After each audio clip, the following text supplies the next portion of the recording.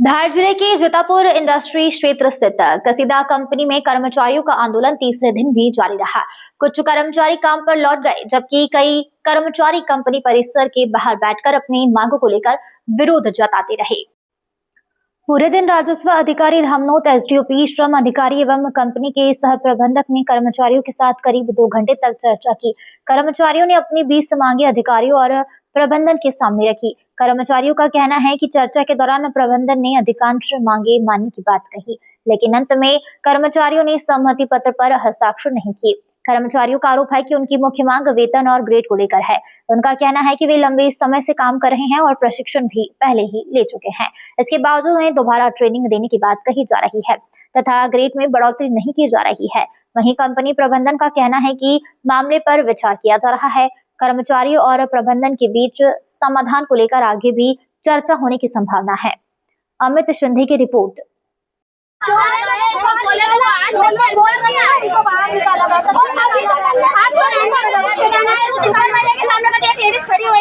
Supervisor तक HR में पहुंचाएगा, उसको रिजाइन दिलवाएगा। जाओ निकलो। वो सारी लेडीजों को ऐसे ही बोलते हैं। ऐसे हमको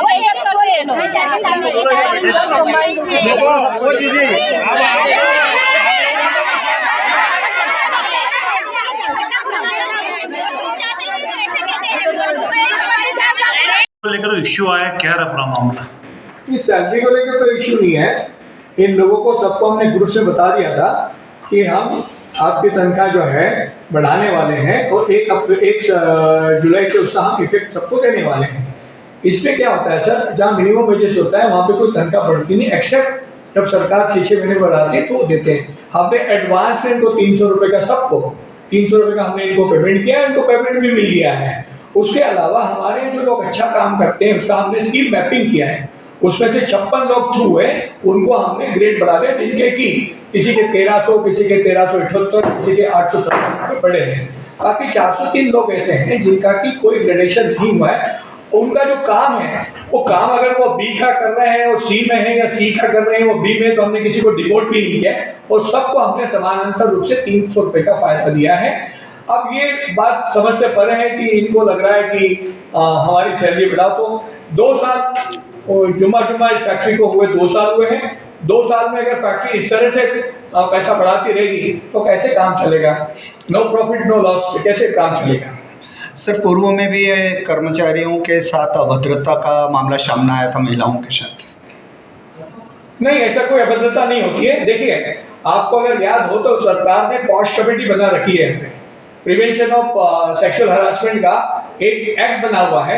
आप अगर नीचे जाएंगे तो देखेंगे कि हमारे यहाँ पर भी एक्ट का है, उसमें उनपे सदस्य हैं और उसमें जो है रुचि वहाँ की वो मेंबर है, जो आपके इधर खड़ी हुई है वो मेंबर है।